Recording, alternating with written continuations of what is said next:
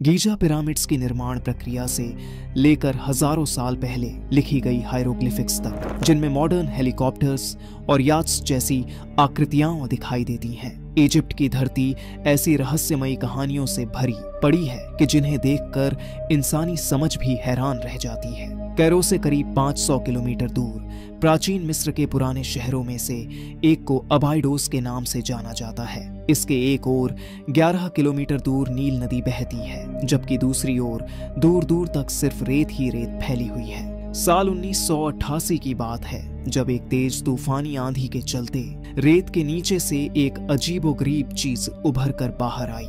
यह लकड़ी से बना एक बेहद जर्जर हालात में पड़ा ढांचा था, जिसे दीमक ने इतनी बुरी तरह चाट लिया था कि वह पूरी तरह खोखला हो चुका था। इसकी हकीकत जानने के लिए यहाँ आर्कियोलॉजिकल टीम ने साल 2000 में खुदाई शुरू की। यह खुदाई बहुत सावधानी से की जा रही थी, क्योंकि जरा सी भी गलती इस ढांचे को पूरी तरह तबाह कर सकती थी। जो चीज रेत के नीचे से निकली वह कोई मामूली ढांचा नहीं थी, बल्कि एक 70 फुट लंबी नाव थी। रेगिस्तान के बीचों बीच इस अकेली नाव का भला क्या काम हो सकता था? मामला यहीं खत्म नहीं हुआ। गुत्थी सुलझने की कोशिशें अभी जारी थीं, तभी पता चला कि वहां एक नहीं, दो नहीं, बल्कि कुल 14 नावें थीं, जिन्हें एक दूसरे के साथ एक लाइन में रेगिस्तान में दफन किया गया था। लॉजिकल डॉक्यूमेंट्री की इस वीडियो में एक बार फिर आपका स्वागत है। आर्कियोलॉजिस्ट्स इन जर्जर हालत में पड़ी नावों को पूरी तरह रेत से बाहर नहीं निकाल पाए थे, क्योंकि उन्हें अंदेशा था कि अगर ऐसा किया गया तो ये नावें टूट सकती हैं और एक बड़ी रहस्य की गुत्थी हमेशा के लिए अधूरी रह जाएगी।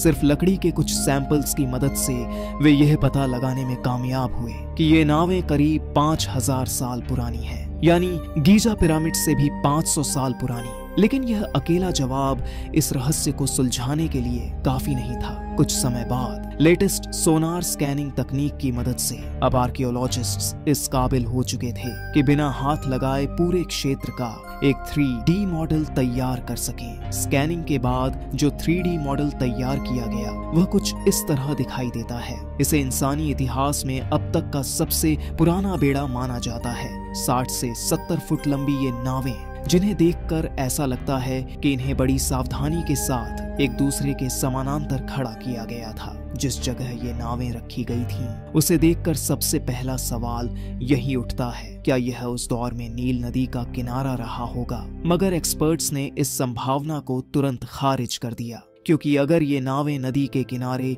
बहकर आई होती तो ये अधूरी और बिखरी हुई स्थिति में मिलती, लेकिन ये तो एक दूसरे के बिल्कुल सीधी रेखा में खड़ी थीं, जिससे साफ जाहिर होता है कि इन्हें यहाँ जानबूझकर लाकर रखा गया था। इसके अलावा आर्कियोलॉजिस्ट्स ने आसपास के लैंडस्केप का भी बारीकी से निरीक्षण किया, लेकिन कहीं से भी यह संकेत नहीं मिला कि नील नदी कभी यहाँ से गुजरी हो। तो फिर सवाल उठता है, ये नावें आखिर किसकी थीं? और अगर ये नदी से बहकर यहाँ तक नहीं आईं, तो इन्हें रेगिस्तान तक लाया ही क्यों गया था? इस रहस्य से जुड़ा पहला संकेत उस वक्त मिला जब नावों के ढांचों को 3D ग्राफिक्स की मदद से दोबारा रिक्रिएट किया गया। ये कोई मामूली नावें नहीं थीं, बल्कि ये रोइंग वेसल्स थीं, जिन्हें 30 लोग मिलकर चप्पू की मदद से चलाया करते थे, ठीक उसी तरह जैसे आजकल की राफ्ट बोट्स होती हैं। अगर इनके डिजाइन पर गौर किया जाए तो लकड़ी के तख्तों को रस्सियों से जोड़ जोड़ कर बड़ी कुशलता से तैयार किया गया था।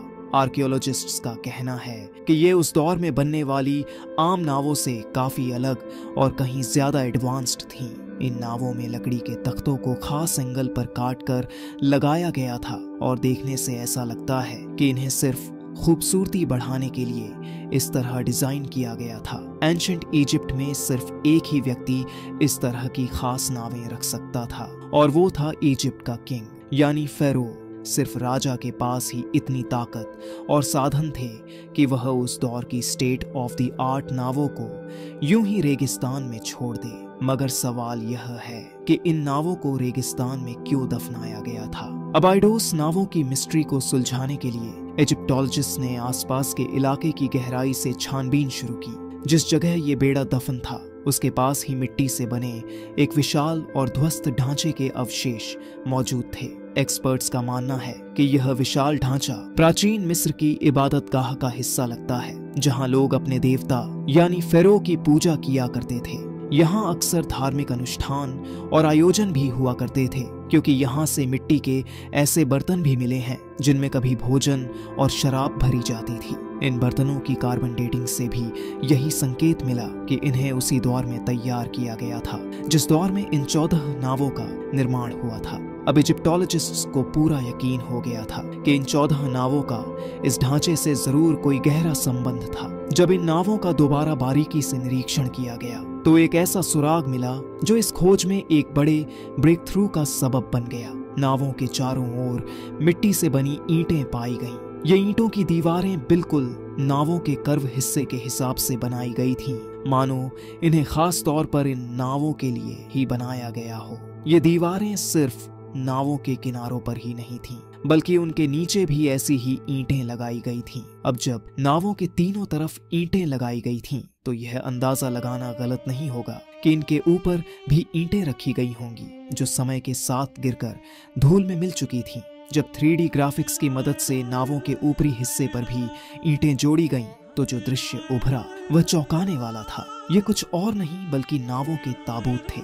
जी हाँ, जिस तरह मम्मियों को ताबूत में रखा जाता था, ठीक वैसे ही इन नावों को भी 5000 साल पहले बड़ी शान और शौकत के साथ ताबूतों में दफन किया गया था। इन नावों के ऊपर खूबसूरती के लिए व्हाइट लाइमस्टोन का प्लास्टर किया गया था। जब सूरज की रोशनी इन पर पड़ती थी तो ये रेगिस्तान में दूर से ही चमकती हुई दिखाई देती थी। यहाँ ये बताना जरूरी है कि गीजा पिरामिड्स को जब हाल ही में बनाया गया था तो उनकी बाहरी परत पर भी ऐसा ही सफेद प्लास्टर लगाया गया था। आर्कियोलॉजिस्ट्स को कई सबूत मिले हैं जो यह साबित करते हैं कि एंशिएंट इजिप्शियंस व्हाइट लाइमस्टोन का इस्तेमाल सौंदर्य बढ़ाने के लिए करते थे।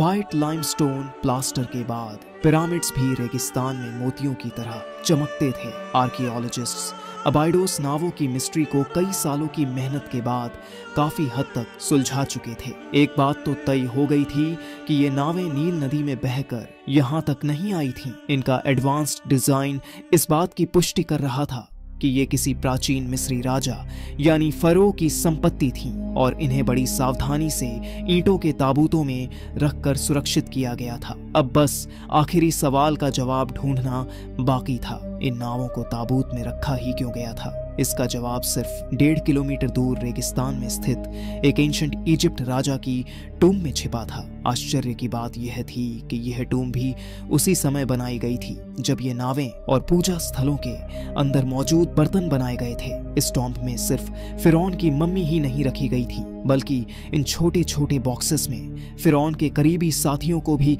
दफन किया गया था और ये सभी उसी दिन दफनाए गए थे जिस दिन राजा की मृत्यु हुई थी। जी हाँ, राजा के सम्मान में उनके करीबी साथियों ने भी अपनी जान देकर अपने फारो, अपने देवता के साथ इस दुनिया को छोड़ने का फैसला किया था। उनका मानना था कि मरने के बाद वाले सफर को आसान बनाने के लिए राजा के साथ उसकी सारी संपत्ति, उसका सामान और यहाँ तक कि उसके सेवकों को भी दफन किया जाना चाहिए। नावों को भी उसी राजा की आफ्टर लाइफ यानी मृत्यु के बाद की यात्रा को आरामदायक बनाने के लिए इतनी शान और शौकत के साथ ताबूतों में रखा गया था। यह एक ऐसी परंपरा थी जिसे बाद के मिस्री फिरौनों की टूम्स में भी देखा जा चुका है। हालांकि ज्यादातर फिरौनों की कब्रों को लुटेरों ने लूट लिया और कई अब भी शायद रेत के नीचे कहीं छिपी हुई हैं। 1922 में वैली ऑफ द किंग्स में जमीन से कई फुट नीचे किंग टुतनखामुन की कब्र खोजी गई थी जो किसी तरह लुटेरों से बच निकली थी। इस कब्र में राजा का पूरा खजाना और सारा सामान बिल्कुल सही सलामत और अनटच्ड स्थिति में मौजूद था। इस खजाने में 35 नावों के मॉडल्स भी पाए गए थे जिन्हें शायद अबाइडोस नावों की तरह ही राजा की आफ्टर लाइफ यानी मृत्यु के बाद की यात्रा को आसान बनाने के लिए उसके साथ दफन किया गया था। इन नावों के मॉडल से यह साफ हो गया कि एंशिएंट इजिप्ट में फरो की मृत्यु के बाद उसके साथ न सिर्फ खजाना बल्कि जीवन में इस्तेमाल होने वाली हर जरूरी चीज रखी जाती थी ताकि मरने के बाद उसे किसी तरह की तकलीफ न हो। इसी के साथ लॉजिकल डॉक्यूमेंट्री की ये वीडियो यहीं खत्म होती है। अगर आपको ये वीडियो पसंद आई हो तो अगले शानदार वीडियो में फिर मिलते हैं। धन्यवाद।